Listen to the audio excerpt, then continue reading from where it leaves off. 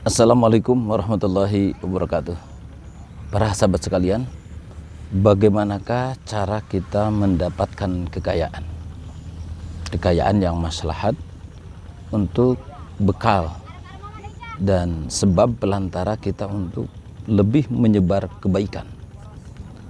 Terlebih jika yang dimaksud dari kekayaan itu untuk kita sama-sama menafkahi keluarga, di mana sebagaimana dalam rujukan ilmu fikih, menafkahi keluarga terutama istri dan anak itu hukumnya bukan sunnah tapi wajib. Itu artinya seorang kepala rumah tangga bisa dosa jika menelantarkan anak istri tanpa dinafkahi. Sehingga kekayaan dalam konteks ini, kekayaan dalam konteks untuk menafkahi anak dan istri itu hukumnya wajib. Nah, selanjutnya ada sesuatu yang unik yang mesti kita pahami tentang bagaimana cara mendapatkan kekayaan. Kita sebagai manusia sungguh bahwa pengetahuan kita sangat terbatas. Sangat terbatas, sehingga kita tidak akan tahu apa ke depan yang akan terjadi kepada kita, termasuk apakah kita nanti ke depan akan punya kekayaan apa tidak. Nah, maka walaupun keterbatasan keilmuan kita, dengan keterbatasan tersebut kita tidak mengetahui apa yang akan terjadi terhadap kita, tapi Allah Subhanahu wa taala sungguh dengan kekuasaannya Allah memberi akal terhadap kita semua.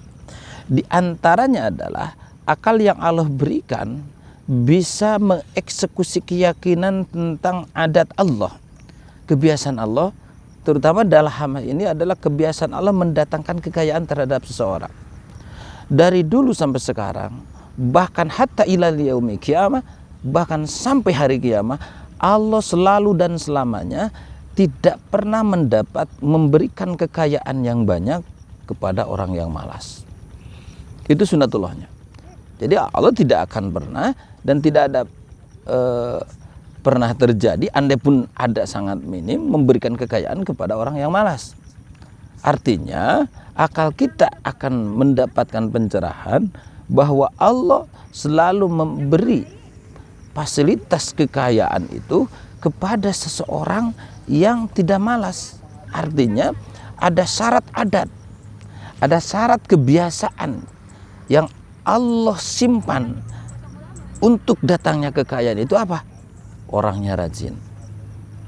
Orangnya rajin, orangnya suka berikhtiar, ulet, jujur, dan seterusnya. Nah, maka kita sebagai manusia yang Allah berikan akal tadi wajib untuk mengikuti adat kebiasaan Allah yang tadi untuk mendapatkan kekayaan, apalagi kekayaan tersebut untuk melakukan kewajiban, maka syarat adatnya kita jangan sampai menjadi orang yang malas bekerja untuk demi nafkahi keluarga, apalagi setelah kita mendapatkan kewajiban yang sudah ditunaikan.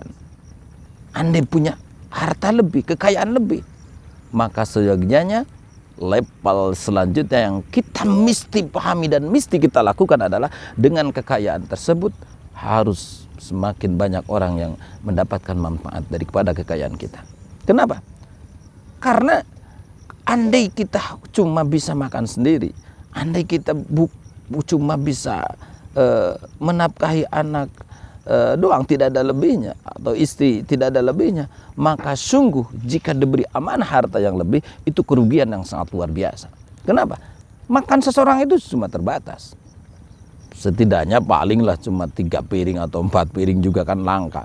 Nah, maka sungguh sia-sia, tidak begitu berfaedah kekayaan kita selebihnya dari nafkah wajib jika tidak ditasarrufkan, tidak dipakai untuk kemanfaatan orang lain. Bahkan ada level ketiga yang lebih tinggi. Setelah adanya kekayaan yang melebihi nafkah yang wajib, setelah ada orang apalagi banyak yang mendapatkan manfaat daripada kita, maka level yang lebih tinggi dari kekayaan tersebut kita sisihkan untuk kepentingan fasilitas agama. Membangun madrasah, membangun pondok pesantren, membangun fasilitas-fasilitas umum. Kenapa? Karena di sanalah akan terjadi pahala sedekahun jariyatun, sedekah yang mengalir pahalanya. Contoh, seseorang dengan kekayaannya bisa mewakafkan tanah untuk pesantren, atau mewakafkan semen untuk membangun madrasah, mewakafkan keramik untuk bangunan pondok dan seterusnya. Maka bangunan tersebut dimanfaatkan oleh kaum muslimin, maka sungguh orang yang sedekahnya akan mendapatkan pahala. Terlebih ini adalah masalah syiar. Terlebih ini adalah masalah sambung lidah daripada dakwah baginda Nabi Muhammad SAW.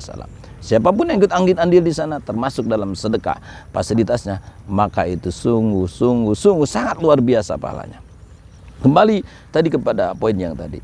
Jadi cara mendapatkan kekayaan itu sungguh Allah telah memberi sebuah korenah, sebuah tanda-tanda yang selalu Allah takdirkan, yaitu kepada orang yang tidak malas, orang yang suka berusaha, orang yang suka berikhtiar, terlepas besar dan kecilnya, maka kita itu tidak ada urusan. Karena kewajiban kita hanya berusaha, dan insya Allah semua kewajiban akan tertunaikan. Para sahabat sekalian, dalam hal ini perlu kita diketahui, jika kita setelah berusaha, jika kita setelah berikhtiar, selanjutnya mendapat rezeki, jangan sesekali ada sir daripada perasaan atau hati kita ingin mengagul-ngagulkan, ingin menyombongkan terhadap harta kekayaan. Kenapa? Karena sungguh kekayaan adalah nol di hadapan Allah ketika dipakai kesombongan. Karena kekayaan hanya sebuah fasilitas saja kita untuk mendapatkan keridhaan Allah Subhanahu wa taala. Alhamdulillah saya sedang berada di kawasan pesawahan, masih di kawasan Garut. Kebetulan sekitar 1 kilo lah dari rumah saya. Dulu saya lagi kecil sering dibawa sama ibu saya ke kawasan ini. Saya dididik sama ibu untuk selalu pandai berikhtiar. Walaupun kami tidak berkecukupan, tapi alhamdulillah sekedar nafkah anak istri sambil bisa ngurus para santri, alhamdulillah bisa terpenuhi dari sedikit usaha yang kami rintis. Terima kasih kawan-kawan sekalian. Mudah-mudahan kita terus bersama di channel ini, dan insya Allah akan ada konten-konten yang membuat kita menambah wawasan, membuat kita terinspirasi untuk terus melakukan amal soleh, untuk terus menambah ilmu pengetahuan. Lebih baik dan lebih istimewa jika konten ini dan channel ini disebar untuk sama-sama kita menanam kebaikan. Wassalamualaikum warahmatullahi wabarakatuh.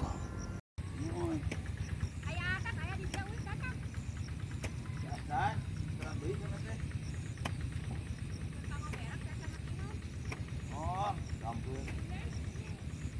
Baraha.